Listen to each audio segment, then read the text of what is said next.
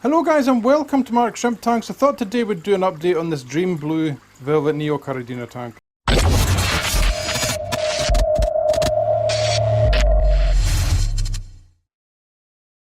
So the plan today is for me to show you the progress on this little beautiful thing. You can quite clearly see a difference in the plant growth. The hornwort is really overtaken in here. But the thing I'm most stuck with in here is, guys, is I don't think there's enough character in the tank yet. You can see on the top the pothos is doing great, but then when you look in the tank it looks like it's missing something, doesn't it? You know, I think.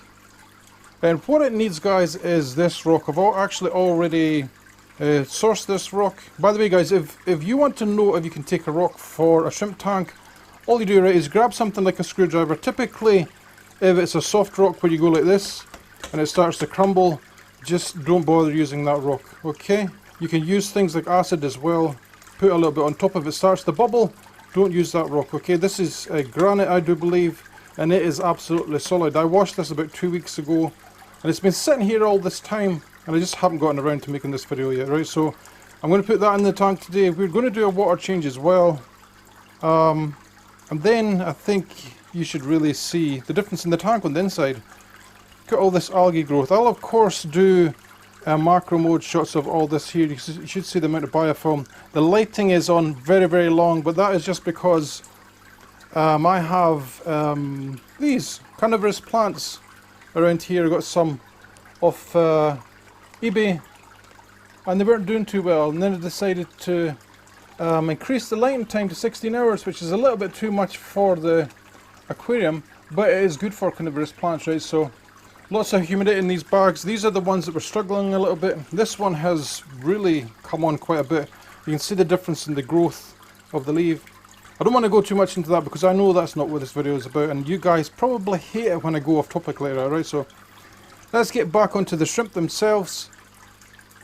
I hard culled this about 2 weeks ago to the point where there's only like, I think about 6-7 shrimp in here. And then basically, guys, when I hard cull shrimp, right, I get rid of everything that is clear, everything that might have a backline, anything like that, right? So if when you're looking at a shrimp as well, if you can see through its body at all, even females, you want to move them out, right? And by the way, as well, when I cull shrimp, they go into my cull tank over here. I don't actually physically kill the shrimp. A lot of you guys will already know that, but if you're new to the channel, you won't. What else? I've added something pretty cool to this tank called blue ram's horn snails as well. There's one away at the back there, just over that rock. You might be able to see it. I think there are actually two there. They're probably having coitus. I think they are. We've caught them in an awkward time. You can see just there behind that rock, two of them kind of embraced. I have the odd ram's horn in here as well, and the plan with these guys is to have this like shrimp tank for profit kind of thing. Right, where we breed Dream Blue Velvets, have lots of babies, but then the shrimp and the snails, sorry, that are in here as well, we'll be able to sell them as well, right? So it's going to be a shrimp for profit type tank. We can also sell the hornwort as well, and it is doing really fantastically good in here. Look at the algae growth, right? This is not typically, you don't typically want this amount of stuff in your tank, right? So what we're going to do today is we're going to do a water change as well. I'll probably clean at least one of the sponges, remove some of this algae on the bottom just because I think it doesn't look very nice. Right, okay, so first things first, we are going to do our little water change. Hopefully you guys can see this. Now we're going to remove about 10% of this. I have it in a bucket here because I can measure the amount of volume that comes out, right? So for this tank it is roughly about 5 or 6 litres of water for a 10% water change, which isn't very much. And it will take literally probably a few seconds to drain this. My plans for this, guys, as well, this tank, is to have raised lights on the top. I'll show you that in a second because I really am digging carnivorous plants. And I think you guys would like to see more of that kind of thing in my shrimp room, right? So let me just turn this filter just now. It's not too loud. And I want to fill my room basically with more plants, more carnivorous plants specifically, but you will see more of that in different videos. Okay, so let's get this water volume down. 10%, we're almost there. That's about right there. And I use this thing here, guys. I don't know if I've shown you this before. This is just a little jar here that I've drilled a hole in the bottom with to fit the pipe in, you see it? And here is one of those things that they use for brewing tea. You know, it's like half stainless steel meshed ball thing. You guys, if I ever find one again, I'll show you what it is. But that is like half it on there, right? And the gap in between here is like tiny. It's like 0.5 millimeter, which is awesome for shrimp because no baby shrimp will get sucked through this, okay? Alright, so let me just deal with this water over here. And then we're going to try, I think we should try and add this rock first because it will be easier for me to do as well when the water volume is a little bit down. I want to ideally put the rock over here somewhere, right? So we must move these small ones. The hornwort is fine where it is. The light we will probably have to move a little bit up. Might just pop this light up there. Let me just quickly unplug. Right, so while we're here as well, I'm also going to just quickly clean the glass because it is pretty dirty. I was using a ice scraper. But I find that these Scotch-Brite type pad things, you know, the really, really thick ones, these really, really coarse ones are absolutely awesome for getting algae off the front panel. Now I will leave algae on all the other panels, biofilm, etc. on the other stuff, but on this front one specifically, I like it to be clean. Alright, so usually we Scotch-Brite pad like this. And we're going to quickly take off one of these sponges. Just make sure that there's no shrimp around it, like so. And you can probably see the amount of debris that's coming off here, you see it? And then we're quickly going to just rinse this. Let me bring it over so you can see. Rinse this in here, right? What I like to do, guys, is I like to drop the sponge a couple of times in. Make sure you get your hands over the top. Just wipe your fingers gently like this, all around, and then have a little look in the water. Right? If there's any baby shrimp in here at all, you will see them. And I don't think there is. I'm looking now. Right, so then, obviously, you just give the sponge a little squeeze like this. This one was done last week. I probably should have done the other one, but just for the sake of the video, it's easier for me to show you this one. And give it a little squeeze like this. All you're looking for here is to unclog it if it is clogged. Right? And then put your sponge back on. But before we do that, can you guys see that fellow there? It is a blue ramshorn snail. Now I got these from Germany, and you know, out of the water they do look very blue. But I can tell with these guys, the ones I have so far, they are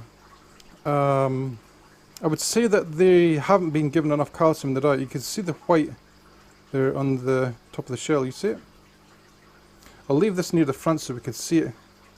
And these are air breathers, by the way, guys. In case you didn't know that, ramshorn snails breathe air. They come up to the side, take a gulp of air, then go back down again, right? So whenever you're doing packing of ramshorn snails, in breather bags specifically, you must leave an air gap at the top. So let's see, can we get this light out of the way? Into the darkness. I don't know how good this is going to look on camera, but you will get the gist because we're going to do this really, really fast. And take that, all this green excess algae is littered at the bottom. You know, what do you think, guys? Should we leave that little rocky outcrop there and put the bigger stone near the middle? I know there's always like a rule of thirds with stuff like this, but what do you think? Should we put these little rocks around it, actually? Around the big one. Let's move these to the side. It's always a good idea when you move rocks, if you guys can even see this, is to slide them across. I can see two shrimp here. See them? Get out the way. Right? And then we're going to have to move our carnivorous plant. A little Danish shrimp that I got off my friend Dennis. We're going to put this rock in, right? And I want this rock to kind of look like this in that tank. Isn't that cool? Hopefully it will go in here first time. Those snails at the back, by the way, were mating. I can see them now. Let's pull them out so you can have a look. They're like, no, please, let us finish our business. I will. back in you go. Right, and this rock might be too big for this, right? So normally you would use 2 hands for this, but let's just see if we can get it to go in. I'm going to put the camera down because if I drop this, it will break the glass in the bottom of the tank. And I don't want to do that on camera. Oh, please God. There you go. Just make sure there's no shrimp underneath. There is a little baby shrimp I can see. That is nice, I tell you what, that is nice there. It almost covers. The rock is actually much bigger than I thought it was going to be. But it almost covers that filter. I think that'll do actually. As long as I have enough room here. Some little rocks at the front here you can see. Just get that wee bit algae out there again. I'm still not happy with that. I think it should be turned, but the power head's in the way. See, it should be more like this. There's not much I can do about it because of the power head, so it's going to have to be left the way it is. Now, if you can't see anything, my apologies. Let's get that light back over here. Now this light is very hot, so I have to be careful. There you go. Let's just get this to the side. Alright, so we are going to fill this up again. While I'm here actually, let me just clean this wee bit of glass here.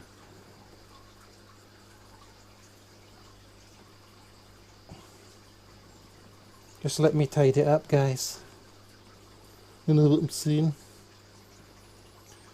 Yeah, they were having quite a slick. Get off. So let's get this rock a wee bit over to the centre, this one a wee bit more to the back. And once this is on, the lights and the power, which I should actually put this back on so no shrimp can get into it. It will be very, very nice, I think. Right, so let's, while we're here as well, let me just quickly rinse this sponge. Let's give this spray bar bit a little bit of a clean, just to get the algae off the top. And I'm going to put the water back in, and then we're going to put the pump back on, this one here, right? I'll be 1 second because I can't do this with one hand, okay? So while this fills up, guys, by the way, if you want to know, my water is 150 parts per million in here, and I'll get back to why it is such a low TDS for Neocaridina in a second. What is that there? Is that a red ram's horn snail? No, I can't have that in here because it will crossbreed with my other stuff. I have a tank specifically for these guys as well now, so But you can see here, red ram's horn snails going there. right, so as I was saying, right, I have a way to adjust the water in here that is a little bit different from what you guys are probably used to. And that is, my water goes in the same as all my other tanks, so it's kind of softish when it goes in, but then I add something to the water, guys, right, and it's a slow release little square like this. These are calcium cubes that I've made myself. I've called them shrimp cubes, but I think on my website I've called them snail and shrimp cubes, right, and the great thing about these things, guys, is you only need to add 1 per 50 or 60 litres of water. Right, and the idea behind this, guys, is this contains a type of calcium that raises your KH a little bit, right? And when you raise your KH a little bit, what happens is your pH will rise, okay? So that is what we're looking for with Neocaridina. We want the pH to be a tiny bit harder. We want the water to be suitable for your snails as well. The snails love this stuff, by the way, right? So all you do is plop it in like this, sinks to the bottom, and then it will dissolve over time, right? You can see one that I've had here before, and this one I put in about 4 days ago. If I did this in a tank that is much, much softer water like these tanks down here, it wouldn't last 1 or 2 days because the acid in the water would dissolve it, okay? Let me just take care of this, and I'll be right back. Isn't it looking gorgeous? This tank is going to be absolutely wonderful, I think, when it's more established. I can imagine in a little while this rock is going to be absolutely covered in little blue shrimp.